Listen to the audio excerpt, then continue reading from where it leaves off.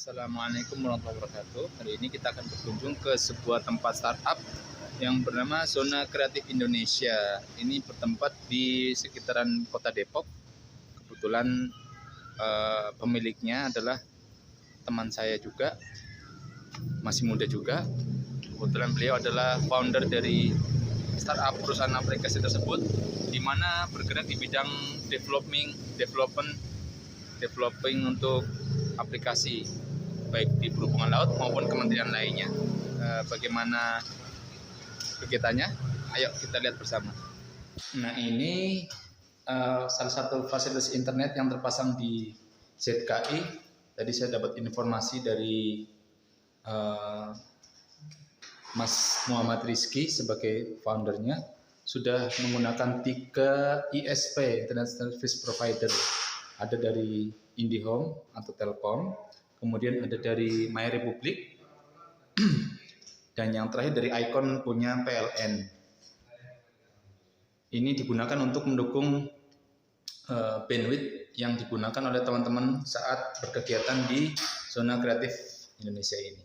Nah, ini ruang rapatnya Zona Kreatif ada di sini yang digunakan teman-teman ketika akan meeting atau membahas tentang bagaimana aplikasi di development, bagaimana di situ ada kegiatan lainnya, baik membahas proses bisnis dari sebuah aplikasi dan tes-tes lainnya, terutama dengan ketika akan ada integrasi dengan aplikasi dengan pihak luar. Di sebelahnya ini office yang digunakan oleh tim ZKI ketika selesai rapat dan mulai bekerja di masing-masing laptop yang mereka pegang. Kebetulan hari ini adalah hari libur karena hari Minggu atau hari besar lainnya, jadi kami tidak ketemu orang atau karyawan yang masuk di kantor ini. Ini adalah ruang admin dan ruang finance, di mana teman-teman nanti akan menyelesaikan administrasinya ketika akan memulai suatu proyek ataupun kegiatan lainnya setelah kegiatan proyek tersebut berakhir, untuk baik kontrak maupun lain-lain dan seterusnya. Kita pindah naik ke lantai 3. Di lantai 3 itu ada sama juga ruang kerja. Nah, ini kita lihat bersama-sama, ada ruang ada ini fasilitas yang ada di ruang ruko ini. Ada dapur juga untuk makan bersama yang dipakai para karyawan ketika memerlukan kegiatan support di kantor ini. Nah, ini apa sih? Ini ruang development. Nah, ini ruang development. Kalau tadi di bawah untuk office-nya, untuk beberapa pimpinan di ZKI ini ruang development yang digunakan oleh teman-teman programmer ketika mendevelop suatu aplikasi. Ini salah satu fasilitas rak dari pegawai ZKI. Ya, ini ada locker yang dipakai oleh teman-teman untuk menyimpan barang-barang keperluannya. Selamat sore, kita akan mencoba sedikit berbincang-bincang dengan founder dari sebuah startup yang namanya Zona Kreatif Indonesia dengan Mas Muhammad Rizky. Baik, kita akan sambil santai aja ya. Selamat sore Mas Rizky.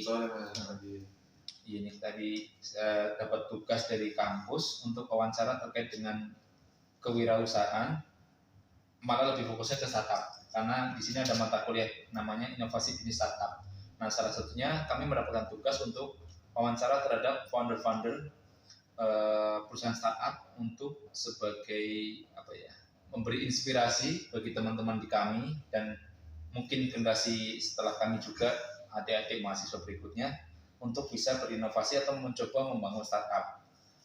Kalau boleh tahu, Mas Ki, cerita tentang awal mulanya bergerak di bidang ini gimana? Kalau untuk awal mula bergerak di bidang ini memang dari kecil memang udah basicnya IT. Oh, dari kecil ya? Dari kecil. Umur berapa tahun? Dari umur 10 tahun. Wah, 10 tahun tuh.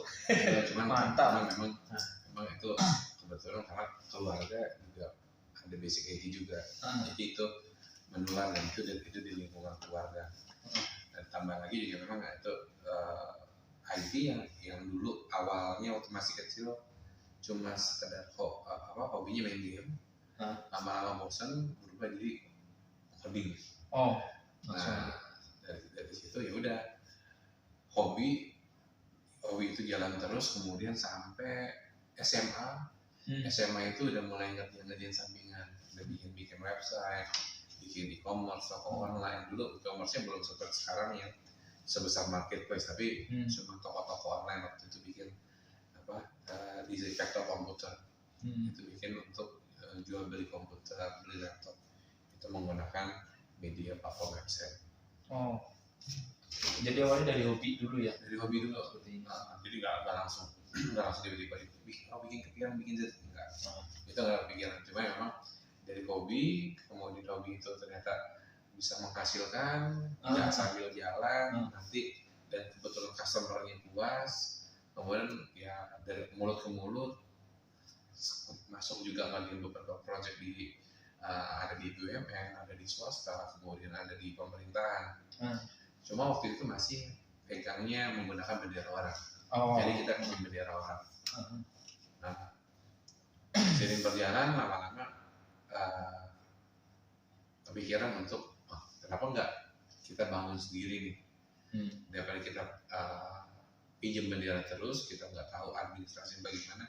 Mulailah belajar di situ untuk membangun dan mendirikan sebuah startup. Nah, startup sendiri sebetulnya dulu udah pernah kita buat juga startup, cuma basisnya adalah transaksi online, payment gateway pertama kali. Ini fintech bukan? Bukan fintech sih, lebih ke arah PPUB. Mungkin masuk ke arah fintech. Tapi dulu ke arah PPUB hanya untuk pembayaran, untuk mempermudah pembayaran. Karena kan dulu namanya internet banking nggak secanggih sekarang, mobile banking nggak secanggih sekarang. Nah, kita menjembatani gap, ada ruang gap di situ antara misalnya Mas Adin mau beli pulsa, ya kan, mesti datang ke counter. Ini kita fasilitasi, kita buat si counter itu, atau kita jual ke counter itu bisa. Makanya di counter kalau Mas Adin perhatiin, counter kok nggak jual pulsa doang ya, tapi ini jual voucher game. Iya waktu itu, nggak tahu sekarang sih masih banyak yang jual. Kalau jual voucher game, beli bisa token listrik juga bisa. Kalau nggak Mas ini ke warung di warung kan ada jual token listrik. Itu base-nya dari PPOB. Nggak sampai point online banking sih sekarang. Sebelum ada e-commerce ya? Ya. Nah, kemudian juga kita juga ngerjain remittance. Jadi kalau Mas Adi ngirim uangnya dari luar negeri, itu kita bisa handling juga. Antar bank. Kita juga jadi partnernya BPD. Hampir semua bank daerah kita pegang waktu itu. Jadi kalau transfer bisa dari Bank Jabar ke Bank DKI itu gampang banget. Dari bendera yang lama? Iya, karena kita pakai sebenarnya bendera itu cuma pembantu untuk kita berbadan, seolah-olah berbadan. Iya, padahal yang ngerjain kita ya? Iya, padahal ngerjain kita. Jadi kita pinjam bendera aja, kita tinggal sharing fee-nya. Kesini udah mulai banyak kegiatan, dan nggak mungkin juga aku menghandle sendiri, aku butuh tim. Baru dibuatlah perusahaan namanya Zona Kreatif Indonesia. Itu di bulan Agustus 2018. Udah 4 tahun ya, sampai sekarang. Hampir 5 tahun.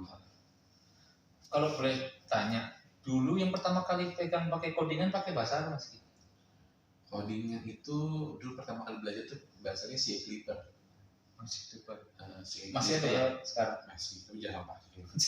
C Clipper, Base-3DOS, kemudian DLP, Pascal, kemudian ada VB6 yang paling lama, pakai VB6. Baru di SMA tuh udah mulai ke arah web programming. SMA tuh udah mulai pakai Java sama PHP. Nggak tiba-tiba langsung PHP, nggak tiba-tiba langsung Java belajar? Enggak, karena waktu zaman masih SD itu ya kebanyakan pakainya DOS kalau nggak VB. Nah, untuk aplikasi DOS yang kebanyakan dipakai di aplikasi kasir, aplikasi untuk uploading, itu mereka pakainya the Base-3DOS, kalau nggak pakai C Clipper. Paling bagus pakai C Clipper. Tampilannya bagus walaupun tampilannya tetap DOS. Jadi ngikutin perkembangan zaman pas saat itu ya. Butuh berapa lama Mas Iki sampai punya kemampuan sebelum ngambil sekolah seperti dulu kan kuliah? Ya kuliah. Berapa lama itu jadi belajar semuanya itu? Ngalir sih Mas. Jadi ngalir ya? Enggak fokus, enggak ada sekian bulan, mengalir aja karena memang dasarnya suka. Iya, tuh suka dulu dia bisa. Kalau nggak suka, yang ngomongin bahasa program nggak bisa jalan. Kalau udah suka kan nggak berasa gitu, mau sejam 2 jam seharian pun nggak berasa, atau udah sore. Iya. Nah kalau mulai tadi kan sekolah ya dulu, terus kuliah di basic informatika ya. Iya. Apa itu namanya kalau boleh tahu? Nurul Fikri. Iya. Masih ada sekolahnya sekarang? Masih ada. Nah sekarang udah bukan, sekarang udah jadi sekolah tinggi. Dulu itu dia lembaga profesi. Kalau boleh tahu, itu kenapa masih dimiliki Nurul Fikri? Itu ada perbedaan dengan yang sekolah lainnya? Sebenarnya nggak ada Mas.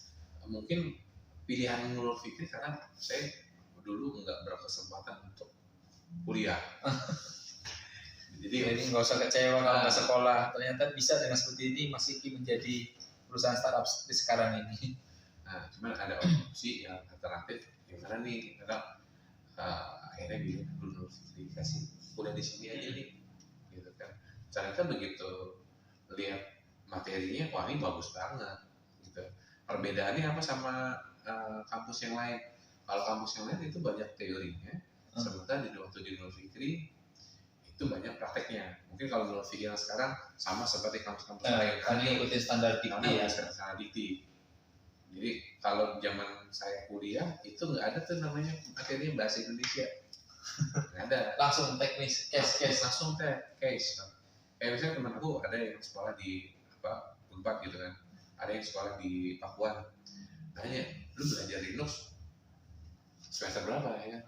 Semester 5. Sebentar saya semester 1 udah pakai Linux. Wah, beda jauh dong ya. Beda jauh.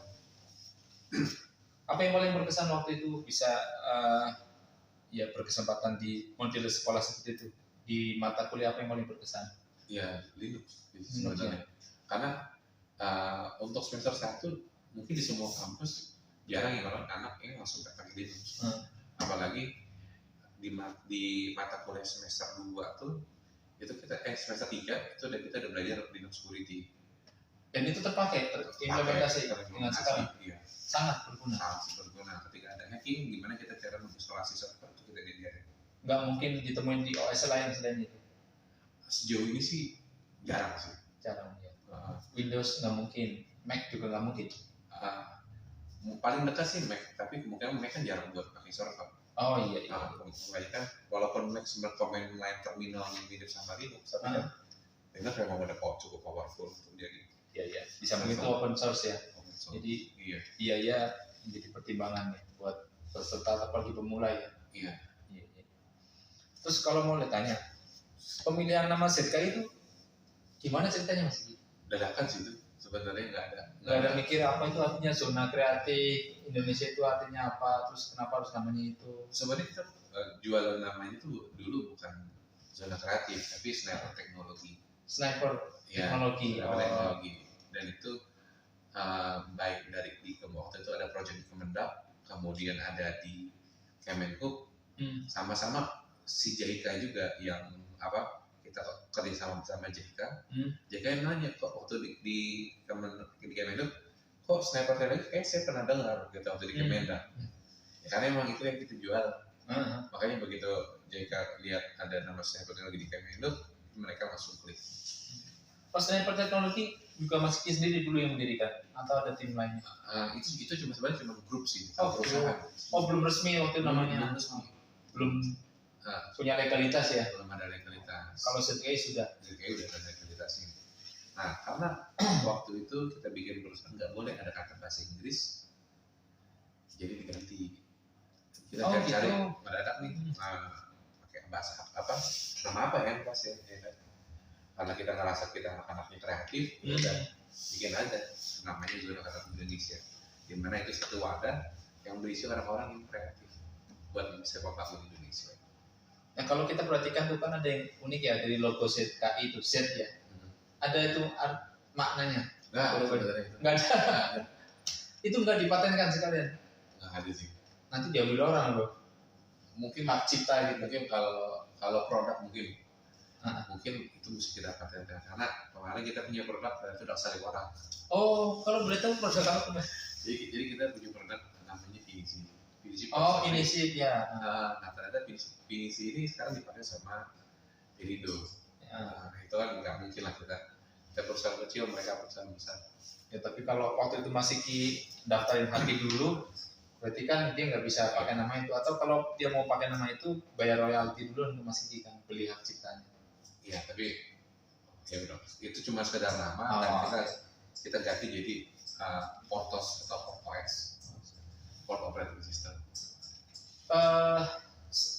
Waktu pertama ZKI berdiri, berapa orang timnya dulu Mas Kiki mendirikan? Kalau pertama ZKI berdiri sih memang itu ada 4 orang. 4 orang ya. 4 orang.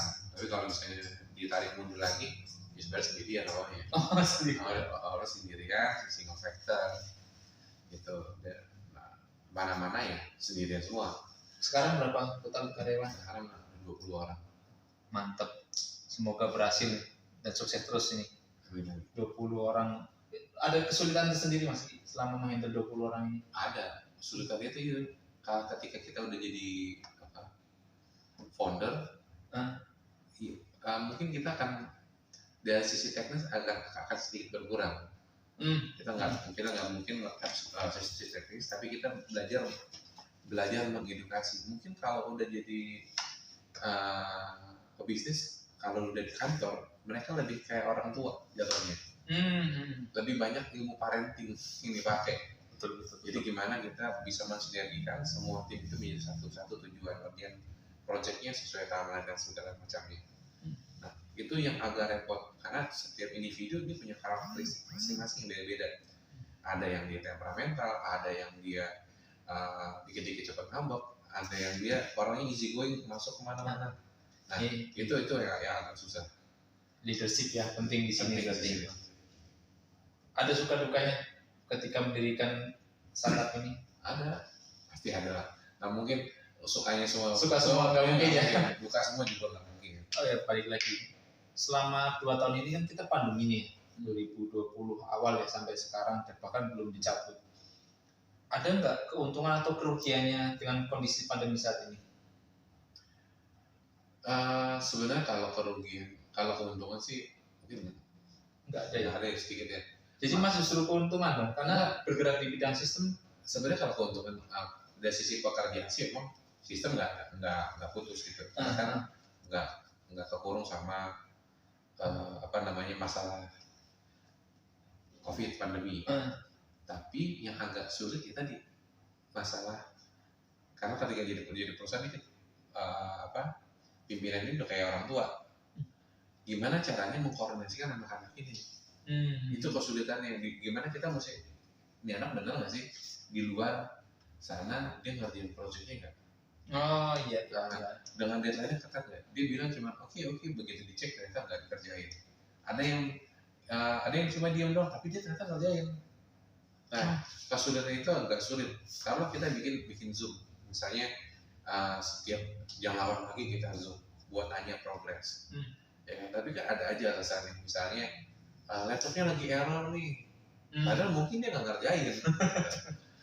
Iya, itu seninya ya di situ ya. Tapi kalau misalnya dia datang ke kantor, dia tahu dia akan kerjain kantor. Udah gitu di kantor juga ada PAC untuk timekeeper-nya. Timekeeper itu di kantor itu ada namanya Windy, dia yang jagain. Hari Minggu ini morning meeting, lu mau ngerjain apa? Nanti setelah sebelum pulang tanya lagi yang udah selesai apa, kendalanya di mana? Nah, buat evaluasi.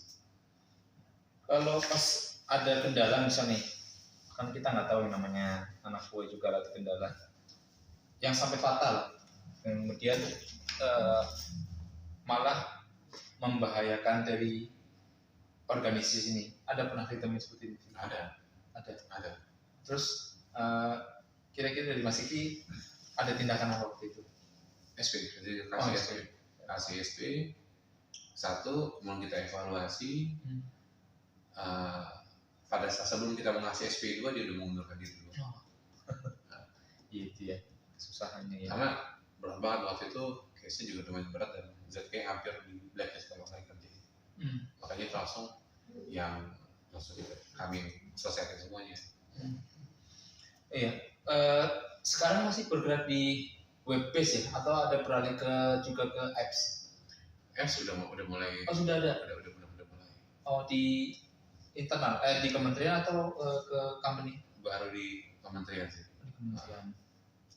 Jadi kalau teman-teman mau tahu, Mas Kiki ini dulu yang saya kenal dengan beliau itu 2015 ya Mas Kiki. 15. Saya pindah dari OP Perak ke Ditlala, ketemu tim untuk bangun Inaport.net.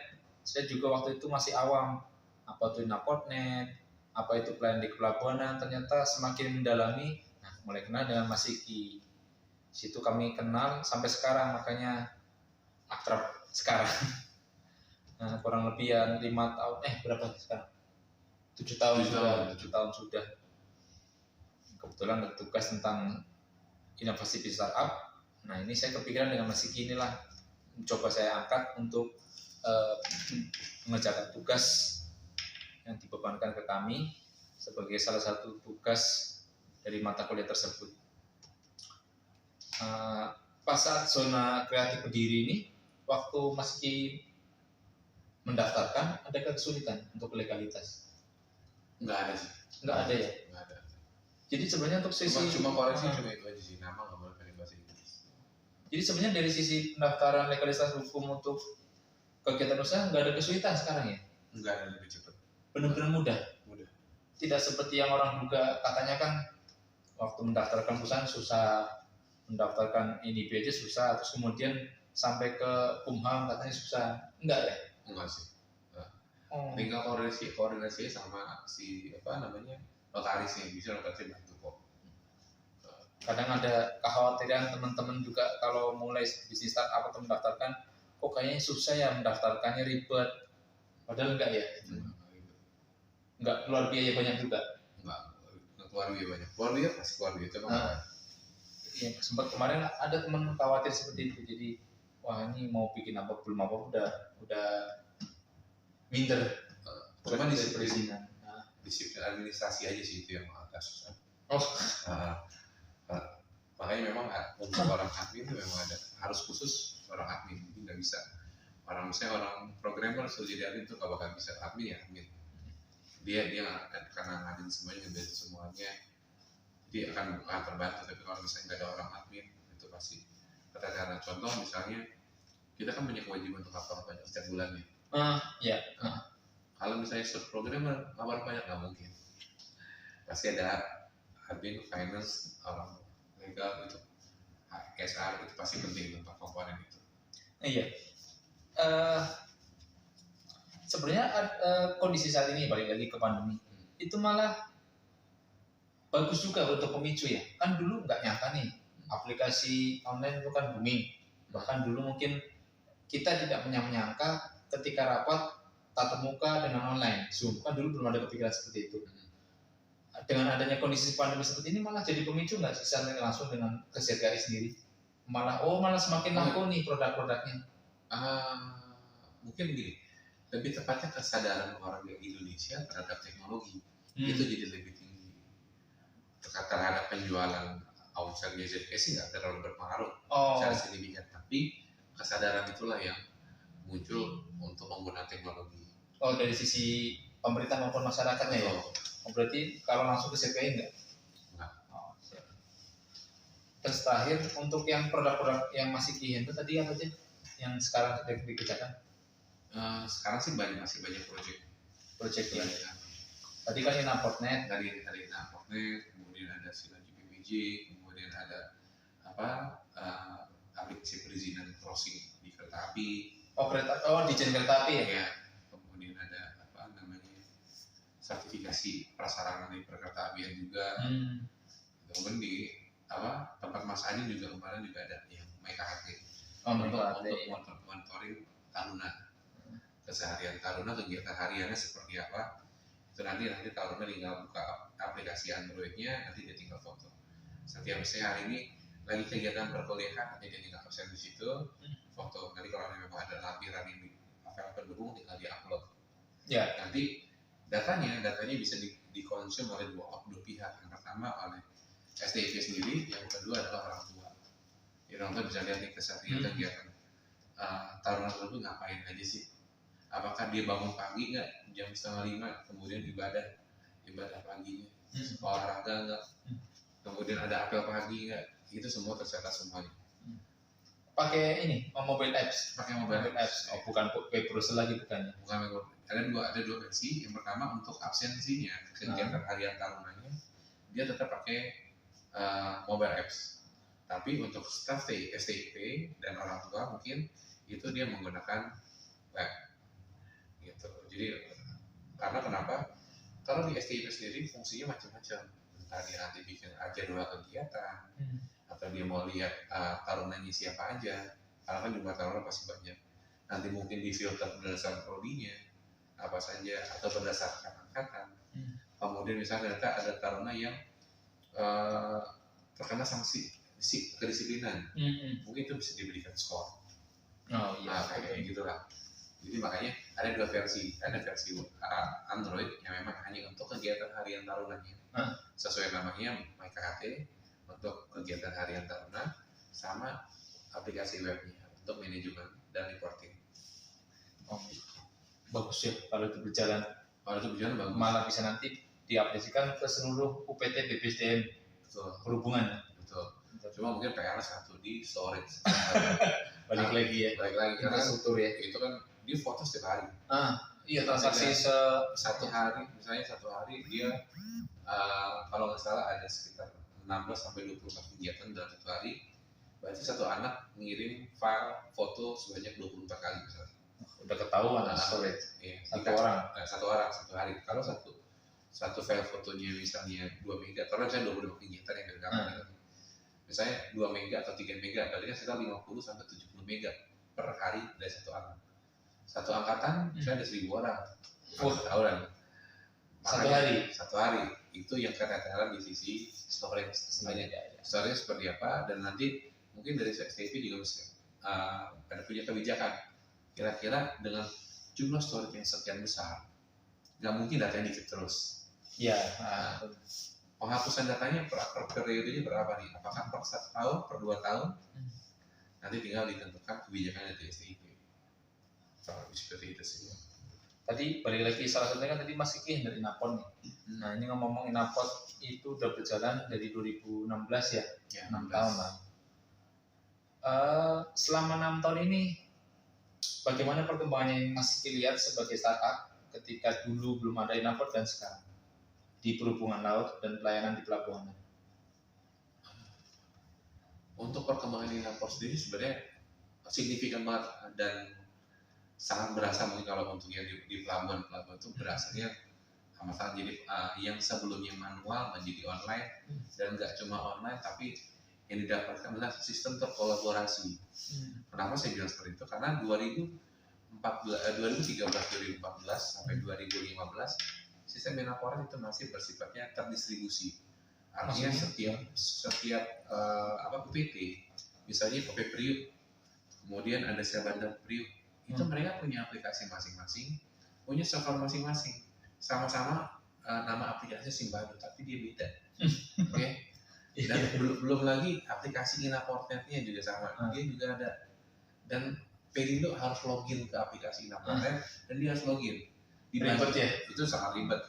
Dan yang saat ini kita menggunakan versi dengan istilah kolaborasi digital. Kolaborasi ya. Semuanya bisa terintegrasi. Kita tinggal share API-nya, kemudian nanti dari Pelindo bisa langsung submit data, mengirimkan data tanpa harus mereka login di Inaport. Cukup sistemnya aja yang berinteraksi dengan sistem Inaportnet. Begitu juga dengan bandar, kemudian ada dari OP, tambah lagi sekarang ada INSW, ada bea cukai, ada pajak. Kita setiap approval mungkin tanpa disadari oleh dari otoritas pelabuhan atau dari bandar, setiap kali mereka melakukan approval misalnya PKK atau SPB, itu kita kirimkan notifikasi ke bea cukai, kita kirimkan ke pajak. Itu mereka ada informasi. Belum lagi pembayaran itu sekarang udah ada single billing melalui INSW atau dengan Simponi tetap. Kita langsung yang terintegrasi juga dengan Simponi. Jadi sebenarnya lebih mudah ya sekarang ya dibanding dengan dulu. Cuman kadang dari sisi user, masyarakat, perusahaan pelayaran, PPM itu kadang masih ada keluhan. Nah, hal yang seperti itu sebenarnya kendala di teknis atau non teknis itu sebenarnya yang sekarang lebih banyak terjadi. Kemungkinan sih non teknis kayaknya sih. Oh, non teknis. Karena kalau misalnya teknis, kalau misalnya contoh 2016 memang kita upload file setiap hari upload file. Tapi ke sini kita ada yang namanya tools copy, mereka nggak perlu upload lagi, cukup sekali upload, nanti tinggal tarik, jauh lebih mudah. Mungkin yang agak kesulitan itu kerepotan harusnya si verifikator. Verifikator ini masih memverifikasi, membuka filenya, download satu-satu, dan itu cukup wasting time. Dia harus ngasih tanya download benar nggak sih? Jangan sampai dia asal setuju ternyata kapalnya kesalahan. itu bahaya banget. Dan diharapkan sih sistem pendukung laporan lainnya itu bisa terintegrasi juga. Misalnya ada SIM kapel, SIM kapelnya udah berjalan, bisa diintegrasi laporan. Setidaknya untuk kapal domestik mereka udah tahu nih bahwa sertifikatnya masih pada hidup, masih valid. Betul. Gitu. Dan nggak lagi ketakutan sertifikatnya hilang lah. Enggak. Kalau di digital mereka misalnya hilang ya udah tinggal lagi. Itu jauh lebih sederhana. Jadi sebenarnya teknologi informasi itu bisa menjamin itu semua ya. Iya, bisa menjamin. Walaupun ada isu hack segala macam, kemudian kemarin sempat ada beberapa kali ya maintenance ya. Iya. Memberikan dampak nggak sih dengan seperti itu? Kalau dengan pelayanan langsung. Maksudnya gimana? Menjawab jadi mungkin keraguan masyarakat ya. Tuh kan bilang apa tadinya pakai manual aja gitu, nggak usah pakai teknologi itulah. Nggak usah ragu, misalnya asumsi bisa kita dicek. Nah, hari ini kita nggak usah khawatir. Oke, data hari bisa kita ada loss data. Tapi datanya nggak cuma data hari ini aja yang loss. Karena setiap hari kita melakukan snapshot. Di mana snapshot itu kita meng-capture data hari terakhir ini seperti apa. Ketika data ini kena hack, diambil orang ya udah tinggal sikat, restore, selesai. Semudah itu tuh kata Mas Iki. Kalau saya belum bisa juga seperti itu. Ini sebenarnya kekhawatiran masyarakat untuk teknologi informasi itu harusnya nggak ada lagi ya keraguan. Tinggal trust. Tinggal trust ya. Karena kan sudah ada teknologinya semua ya, tinggal kita mau menjalankan atau enggak. Sama satu lagi kan, ketika nanti mungkin nggak sih semua aplikasi ini terintegrasi full sehingga semua paperless atau no paper? Mungkin. Contoh misalnya tahun depan 2023 untuk NPWP personal itu udah nggak ada, semua jatuh ke NIK. Itu dia udah. Oh iya, udah benar-benar menghemat. Dengan begitu dari Dirjen Pajak sebenarnya dia bisa langsung nginjek semua. Kalau udah ketahuan NIK kan nggak bisa bohong ya. Oh ini NIK saya nih, nomor sekian udah ketahuan semua. Saya punya apa aja, punya utang-utangnya kelihatan semua dari uang. Itulah. Jadi kalau kita ada sistem semua nggak bisa bohong. Jadi susah bohongnya malah ya, nggak bisa ngeles. Update terakhir Inaport sudah berapa pelabuhan masih terakhir? Per 2022 ini. Per 2022 itu 109 pelabuhan. 109 pelabuhan. Ya. Itu semua dengan dari sejak 2016 ya? Iya. Berarti tahun 3 besok dan 4? Tahun 2023 rencananya itu langsung diimplementasi di seluruh Indonesia di 152 pelabuhan. 152 pelabuhan UPT ya? UPT Perhubungan Laut ya? Betul. Jadi semuanya udah terintegrasi Inaport. Jadi kalau misalnya ada SPB rilis di pelabuhan selanjutnya, sebenarnya udah masuk kan? Iya. Jadi dengan adanya Inaport ini kan pelabuhan dari berangkat, pelabuhan akan asal udah tahu ya pelabuhan. Jadi nggak perlu lagi ada kirim-kirim dokumen, udah tahu semuanya. Betul. Itu menghemat banget untuk biaya, harapannya biaya logistik di